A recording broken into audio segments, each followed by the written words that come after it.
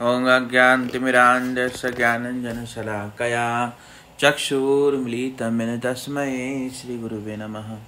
नमो विष्णुपादाय राधिकाय प्रियात्मने श्रीमद्भक्तिवेदान्तनारायणीति नामिने।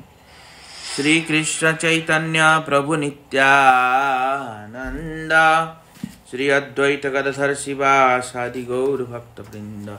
हरे कृष्ण कृष्ण कृष्ण हरे हरे, हरे राम राम राम हरे हरे।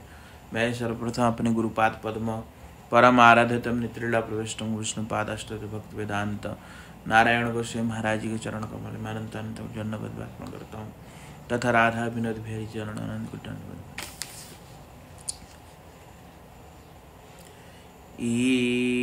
भगवद गीता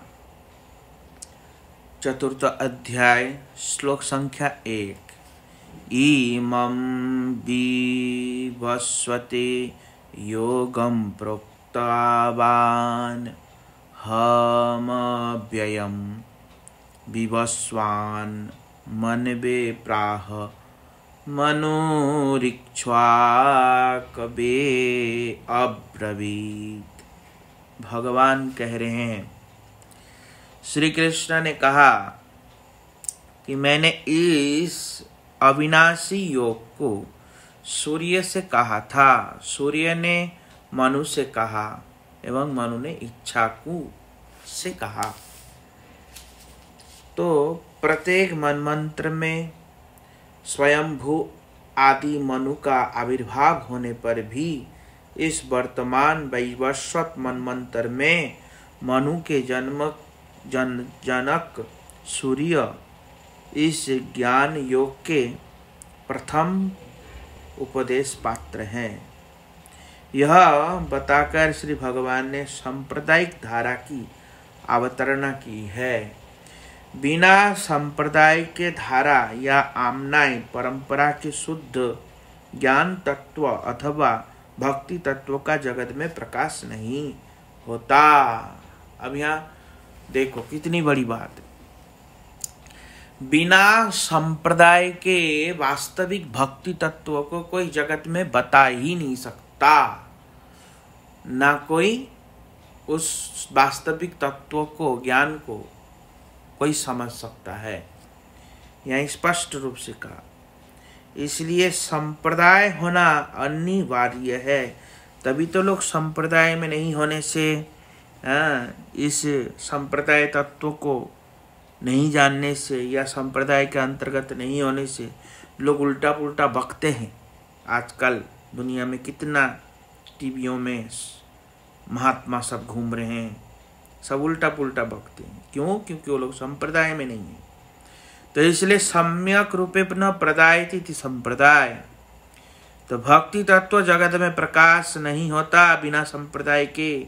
सांप्रदायिक धारा के द्वारा विषय का गुरुत्व, प्राचीनत्व और महत्व विशेष रूप से प्रमाणित होता है। गुरुत्व, प्राचीनत्व और महत्व का विशेष रूप से प्रमाणित होता है। जन समाज में प्राचीन सांप्रदायिक धारा के प्रति श्रद्धा और भक्ति भी परिलक्षित होती है। सम्यक रूप से अर्थात पूर्व रूप से भगवत तत्व को प्रदान करने वाली गुरु परंपरा की धारा को आमनाय अथवा संप्रदाय कहते हैं। आमनाय मतलब वेदवाणी या संप्रदाय कहते हैं, संप्रदाय कहते हैं। भगवत तत्व को प्रदान करने वाली गुरु परंपरा की धारा को आमनाय अथवा संप्रदाय कहते हैं। संप्रदाय विहीन मंत्र निष्फल होते हैं। जो संप्रदाय से नहीं होता वो चाहे कोई भी मंत्र, चाहे राधा मंत्र दे, चाहे कृष्ण मंत्र दे, चाहे काली मंत्र दे, चाहे दुर्गा मंत्र दे, कोई भी मंत्र दे वो निष्फल हो जाएगा अगर वो संप्रदाय में नहीं है। वो भ्रष्ट संत कहलाते हैं जो संप्रदाय में नहीं होता। वास्तविक में जो संप्रदाय में नहीं है वो भ्रष्ट संत है, वो भी एक प्रकार का कली का काल रूप में, स्वयं कली, संत नहीं, स्वयं कली रूप में प्रकट हुआ है और भोले भाले जीवों को भटकाते हैं, जान से मारेंगे उन सबको। इसलिए जो संप्रदाय में नहीं है उनकी कथा नहीं श्रवण करनी चाहिए, आगे बताएंगे इसमें। आमनाय अथवा संप्रदाय कहते हैं, संप्रदाय विहीन होने से मंत्र निष्फल हो जाते हैं। इसलिए कलिकाल में 4 वैष्णव संप्रदाय है, श्री, ब्रह्म, रुद्र, सनक। सभी संप्रदायों के मूल उद्गम स्थान श्री कृष्ण ही है। इन सभी के मूल उद्गम स्थान मतलब प्रकटित जो हुआ है वो कृष्ण से ही हुआ है। इन श्री कृष्ण से ही भगवत तत्व की धारा जगत में प्रवाहित होती है। धर्मम तु साक्षात भगवत प्रवीणा, भगवत प्रणीतम, धर्मम तो साक्षात भगवत प्रणीतम। भगवान श्री कृष्ण सर्वप्रथम विश्ववान सूर्य को गीता के उपलक्षित ज्ञान का उपदेश दिया। सूर्य ने इसे मनु को दिया, मनु ने इक्ष्वाकु को इस दिव्य ज्ञान का आदेश दिया। अतः यह प्राचीन एवं अविश्वसनीय धारा संप्रदाय है जिसमें अब तक यह दिव्य ज्ञान संरक्षित है। जीव बीच बीच में छिन्न भिन्न होने पर यह ज्ञान भगवत व्यवस्था से पुनः जगत तल पर प्रकट होता है। इसी गुरु परंपरा के धारा में श्रील विश्वनाथ चक्रवर्ती ठाकुर, बलदेव विद्याभूषण आदि महाभागवतों ने इस दिव्य ज्ञान की अनुभूति कर, इस दिव्य ज्ञान की व्याख्या कर जन साधारण में इसका प्रचार किया है। क्या कह रहे हैं? इसी गुरु परंपरा की धारा में श्रील विश्वनाथ, मतलब यही गुरु परंपरा की धारा में जो सूर्य इत्यादि को दिया वही धारा में, हाँ, ये हमारे विश्वनाथ चक्रवर्ती ठाकुर इत्यादि इन लोगों ने प्राप्त किया और फिर जन साधारण को भी दिया, इसका प्रचार किया। इस परंपरा धारा में अभिषिक्त हुए बिना जड़ विद्या में पारंगत व्यक्ति भी गीता का, शास्त्र का यथार्थ तात्पर्य कदापि अनुभव नहीं कर सकता। इसलिए तो सबको एक मान लेता है, हाँ, सब एक है, वह चीनी भी, नमक भी, फिटकरी भी सब एक है, ऐसी धारणा। जबकि भगवान ने हर जगह में स्पष्ट किया है, तब भी लोग ऐसे, हाँ, चीनी, फिटकरी, नमक सब एक है, शंकर, दुर्गा, काली, चंडी सब एक, कृष्ण, ब्रह्मा सब एक, ऐसा। तो ऐसे दुर्नीति, इसको कहते दुर्नीति, क्योंकि परंपरा में नहीं है वो, हाँ, परंपरा में नहीं होने से ऐसा दुर्नीति आता है। ऐसा दुर्नीति आने से कल्याण कभी नहीं होता। वो समाज का क्या कल्याण करेगा? अपना ही कल्याण नहीं कर सकता, क्योंकि वो खुद ही अंधा है। जैसे प्रहलाद महाराज जी ने कहा, अंधा यथांधे रूपीय माना, जो खुद अंधे हैं वो दूसरों को क्या रास्ता दिखाएगा, और जो पूछने वाले लोग वो भी अंधा है। तो इसलिए एक अंधा दूसरे अंधे को रास्ता नहीं दिखा सकता। तो इसलिए कह रहे हैं जो सबको एक मानने वाला है वो महादुष्ट होते। वो कौन होते हैं? महादुष्ट होता है, क्योंकि वो सबको एक मानता है। इसलिए जबकि सब एक नहीं है, सबके स्वरूप अलग है, सबके रस तत्व भी अलग है, तो इसलिए सब एक नहीं। तो इसलिए एक से सब है पर सब से एक नहीं है। एक से सब निकले हैं पर सब एक नहीं है। समझ में आया? लोग ये समझने में गलती करता है और उल्टा पुल्टा बकवास करते हैं ऑनलाइन में आके। तो इसलिए कहने की तात्पर्य कि ये सब बकवास। तो इसलिए कह रहे हैं यहाँ पे कि बिना परंपरा से जुड़े, बिना शुद्ध परंपरा से जुड़े वास्तविक गीता का यथार्थ तात्पर्य कदापि नहीं अनुभव कर सकता। इसलिए ऐसे स्वयंभू व्याख्याओं से वचनों की चेष्टा करनी चाहिए, अन्यथा गीता के यथार्थ तत्व की उपलब्धि नहीं हो सकती। जिस प्रकार दूध पवित्र एवं पुष्टिकारक होने पर भी सर्प के द्वारा उच्चिष्ट करे जाने पर विष का कार्य करता है, उसी प्रकार हरि कथा जगत को परम पवित्र करने वाली होने पर भी देहात्म अभिमान युक्त एवं मायावादी आदि अवैष्णवों के मुख से मुखरित होने पर विनाश का ही कारण होती है। श्री चैतन्य महाप्रभु ने भी इस विषय में ऐसा ही कहा है। मायावादी भाष्य सुनिले हाय सर्वनाश। जो भगवान के परंपरा में नहीं है, जो भगवान के रूप को वास्तविकता से ग्रहण नहीं किया, वो सब मायावादी। भले ही से वो ढोंग रचाने के लिए राधा नाम ले चाहे कृष्ण नाम ले, वो है मायावादी, वो है मायावादी। तो इसलिए वो सब पाखंड है। तो इसलिए कभी भी ऐसे पाखंडियों के पास जाना नहीं चाहिए। तो इसलिए कह रहे हैं भगवान चैतन्य महाप्रभु, मायावादी भाष्य सुनिले हाय सर्वनाश, सर्वनाश हो जाता है। इसलिए एवं परंपरा प्राप्तमीमं राजर्षयो विदु सकाले नेह महता योगो नष्ट परंतप।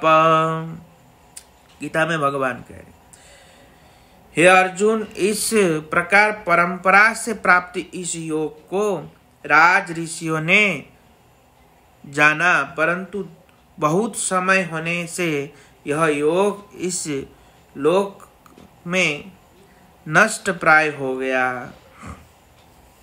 ये जो योग है प्राय नष्ट हो चुका है। क्यों? क्योंकि बहुत काल होने से कभी कभी संप्रदाय छिन्न भिन्न हो जाता है, परंतु वहाँ पे युक्त महापुरुष आकर के उसको फिर प्रकटित करते हैं। भगवान के आदेश से महापुरुष आते हैं और फिर प्रकट करते हैं। या तो स्वयं भगवान आते हैं या भगवान के आदेश से फिर महापुरुष आते हैं। ऐसा होता है। परंपरा की बार बार रक्षा होती है आदिकाल से। जिस प्रकार हमारे संप्रदाय के ब्रह्मा जी इसकी आदि गुरु है, उसके बाद ब्रह्मा से लेके नारद, नारद से लेके व्यास, ये सब होते होते बीच में लुप्त हो गया था। फिर पुनः इसको हमारे संप्रदाय के मुख्य आचार्य मध्वाचार्य के द्वारा फिर प्रकटित हुआ। फिर प्रकटित होकर के फिर भगवान चैतन्य महाप्रभु आकर के इस धारा को और सुसुष्ट रूप से चलाया। फिर महाप्रभु जाने के बाद प्रायः फिर लुप्त होने लगा था। तो हमारे भक्ति सिद्धांत श्रील प्रभुपाद जी आकर के फिर इसको प्रकाशित किया। तो कहने की तात्पर्य क्या है, बीच बीच में कभी कभी ऐसा होता है, पर पुनः महापुरुष इत्यादि आकर के इसको दोबारा प्रकाशित करते हैं। तो इसलिए परंपरा कभी लुप्त नहीं होता। प्राचीन होने पर वो विश्वास के योग्य भी होता है। इसलिए परंपरा से जुड़ा हुआ व्यक्ति होना चाहिए। गुरु अगर परंपरा में नहीं है, वो गुरु ढोंगी है, पाखंडी है। अगर गुरु परंपरा में नहीं है तो स एवायं मया तेद्य योगः प्रोक्तः पुरातनः भक्तोऽसि मे सखा चेति रहस्यम हेतदुत्तमम्। भगवान ने कहा, तुम मेरे भक्त और सखा हो, इसलिए यह वही पुरातन योग आज मेरे द्वारा तुम्हें कहा जा रहा है, क्योंकि यह उत्तम रहस्य है। भगवान ने कहा, जगत गुरु अपने स्निग्ध शरणागत और सेवा परायण शिष्य को ही रहस्य युक्त तत्व ज्ञान और भक्ति तत्व आदि का उपदेश देते हैं, क्योंकि दूसरे लोग इसे धारण नहीं कर सकते। यहाँ भगवान श्री कृष्ण अर्जुन को यह बता रहे हैं कि तुम मेरे स्निग्ध सेवक और प्रिय सखा हो, अतः मैं तुम्हें कर्म योग के इस गूढ़ रहस्य को बता रहा हूँ। भगवान ने ऐसा कहा कि तुम मेरे योग्य शिष्य हो, इसलिए मैं बता रहा हूँ। सबको नहीं बताता, क्योंकि सब लोग इसको ग्रहण नहीं कर पाते, इसलिए भगवान ने कहा अर्जुन को। तब अर्जुन कहा, अर्जुन उवाच अपरम भगवतो जन्म परम जन्म विवस्वतः कथमे तद्विजानीयं त्वामादौ प्रोक्तवानिति। अर्जुन ने कहा, आपका जन्म तो अभी हुआ है और सूर्य का जन्म प्राचीन काल में हुआ है, अतः मैं इस बात को किस प्रकार समझूं कि आपने ही पूर्व काल में सूर्य को यह योग्य ज्ञान दिया है। हाँ, भगवान के परम भक्त सेवक और नित्य सखा है अर्जुन, इसलिए उनको कृष्ण का परिकर या पार्षद भी कहा जाता है। अतः वे भगवत तत्व को संपूर्ण रूप से जानते हैं। अज्ञ व्यक्ति के साधारणतः समस्त ईश्वर के भी ईश्वर भगवान वासुदेव को केवल मनुष्य समझते हैं। वे उन्हें सर्वज्ञ और नित्य नहीं समझते, बल्कि उन्हें सीमित ज्ञान संपन्न और मरणशील व्यक्ति समझते हैं। वे भगवान के जन्म कर्म को दिव्य नहीं जानकर अनित्य मानते हैं। गीता में भी कहा गया है। इस लोक के विपरीत वे भगवान को परम ब्रह्म, परम धाम, अप्राकृत रूप संपन्न, परम पवित्र, शाश्वत पुरुष, दिव्य ऐश्वर्य युक्त आदि देव, अजन्मा और सर्वव्यापक नहीं मानते हैं। यहाँ अर्जुन परम दिव्य होने पर भी, परम विज्ञ होने पर भी सर्वलोक के कल्याण करने के लिए ऐसा अज्ञ की भांति भगवान से प्रश्न पूछ रहे हैं, क्योंकि अर्जुन सब जानता है। मूर्ख लोग कभी ऐसा पूछ सकता है ना बाद में, इसलिए भगवान के मुख से निकालना चाहता है अर्जुन कि आप और हम तो अभी जन्मे, पर ये आप कह रहे कि मैंने सूर्य को दिया, तो सूर्य तो बहुत काल पहले जन्मा था, तो मैं कैसे विश्वास करूं। तो ये अज्ञों के लिए अर्जुन ने ऐसा प्रश्न किया। तब भगवान ने, बहूनि में व्यतीतानि जन्मानि तब अर्जुन तान्यहं देव सर्वाणि न त्वं वेत्त परंतप। भगवान ने कहा, परंतप अर्जुन, तुम्हारे और मेरे बहुत से जन्म बीत चुके हैं। मैं उन सब को जानता हूँ, परंतु तुम उन्हें नहीं जानते। अब यहाँ भगवान जन्म का मतलब क्या है? जन्म के मतलब मैं बहुत सारे अवतार ले चुका हूँ। कृष्ण जन्म में, राम जन्म में, ये सब जन्म ने भगवान, तो इसलिए उसका अवतारणा ले चुके हैं। भगवान नरसिंह देव प्रकट हुए, भगवान कच्छप देव, भगवान मत्स्य देव, ये सब हुआ ना, तो इसलिए वही अवतार समूह के बारे में बता रहे हैं। पर मुझे सब याद है, पर तुमको याद नहीं, भगवान ने ऐसा कहा। इसलिए अजन्मा अविनाशी अजो अपि संयव्ययात्मा भूतानामीश्वरो अपि सन् प्रकृतिं स्वामधिष्ठाय स्वयं भवात्म मायया। भगवान ने कहा, अजन्मा अविनाशी एवं समस्त जीवों के ईश्वर होते हुए भी मैं अपनी योग माया के द्वारा अपने सचितानंद स्वरूप का अवलंबन कर आविर्भूत होता हूँ। भगवान कह रहे हैं, मैं अजन्मा, अविनाशी, समस्त जीवों के ईश्वर, अव्यय, सर्वगुण संपन्न आदि ईश्वर सब मैं हूं। पर फिर भी मैं योगमाया का आश्रय करके अपना सच्चिदानंद स्वरूप को प्रकट करता हूं जगत में। भगवान ने देह और देही का भेद नहीं होता, भगवान में देह देही का भेद नहीं होता। विभागश्च नेश्वरे विद्यते क्वचित, कूर्म पुराण में जीव के देह और देही में भेद होता है, अर्थात जीव के स्थूल शरीर और सूक्ष्म शरीर देही अर्थात जीवात्मा में भिन्न होते हैं। श्री चैतन्य चरितामृत में इसे और भी स्पष्ट कहा गया है। देह देहीर नाम नामीर कृष्णे नाही भेद, जीवेर धर्म नाम देह स्वरूपे विभेद। अर्थात श्री कृष्ण में नाम, नामी, देह, देही इत्यादि का भेद नहीं है, किंतु जीव के धर्म, नाम और देह का उसके स्वरूप भेद है। भगवान अज अर्थात अजन्म रहित है।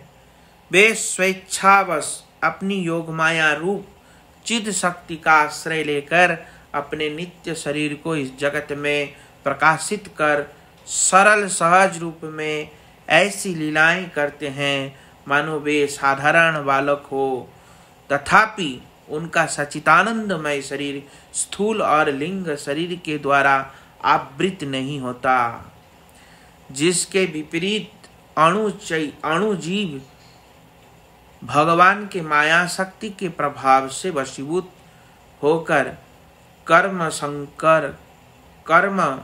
संस्कार के अनुरूप लिंग शरीर और स्थूल शरीर में धारण पुनर्जन्म प्राप्त करते हैं। यद्यपि तुम और मैं पुनः पुनः इस जगत में आविर्भूत होते हैं, तथापि तुम्हारे और मेरे अवतरणा में विशेष भेद है। मैं समस्त जीवों का ईश्वर अज अर्थात अजन्मा अव्यय स्वरूप हूँ। मैं अपनी चिद शक्ति का आश्रय लेकर आविर्भूत होता हूँ, किंतु समस्त जीव मेरी माया शक्ति के वशीभूत होकर इस जगत में जन्म ग्रहण करते हैं, इसलिए उन्हें पूर्व जन्म की स्मृति नहीं होती। जीवों का जो स्थूल शरीर या सूक्ष्म शरीर है वह उनके कर्म फल से प्राप्त होता है और उसका ही आश्रय कर वे जन्म ग्रहण करते हैं। देव, तिर्यक इत्यादि रूपों में मेरा जो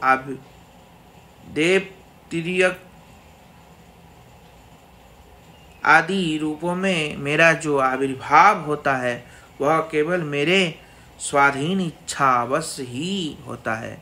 जीवों की भांति मेरा विशुद्ध चित्त शरीर स्थूल शरीर के द्वारा आवृत नहीं होता है।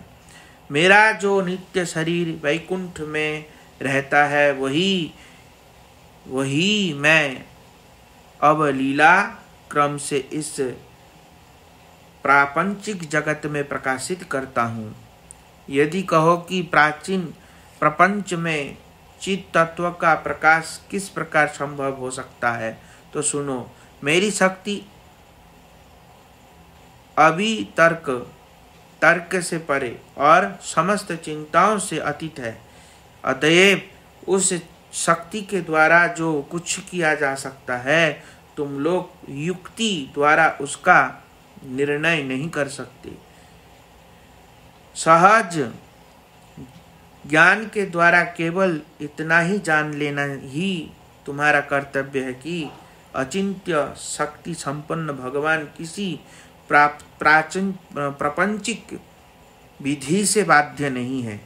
उनके इच्छा मात्र करने से समस्त वैकुंठ तत्व अनायास ही विशुद्ध स्वरूप में इस जड़ जगत में प्रकाशित हो सकते हैं, अथवा वे समस्त जड़ को परिवर्तित कर चिद स्वरूप प्रदान कर सकते हैं। अतः समस्त प्रपंच विधियों से अतीत मेरा यह सच्चिदानंद विग्रह प्रपंच में प्रकट होकर भी संपूर्ण रूप से शुद्ध है।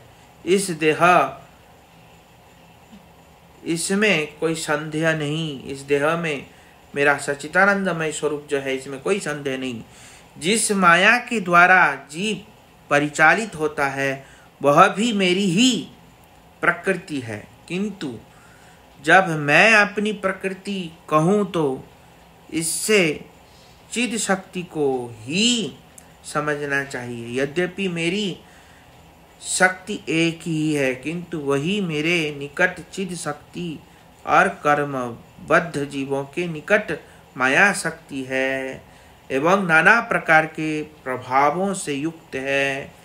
नाना प्रकार के प्रभाव, जबकि भगवान की शक्ति एक है, अलग अलग नहीं है, पर वही जीवों के लिए माया बन जाती है, वही भगवान की जो शक्ति है, पर भगवान के लिए वही चिदानंद शक्ति है।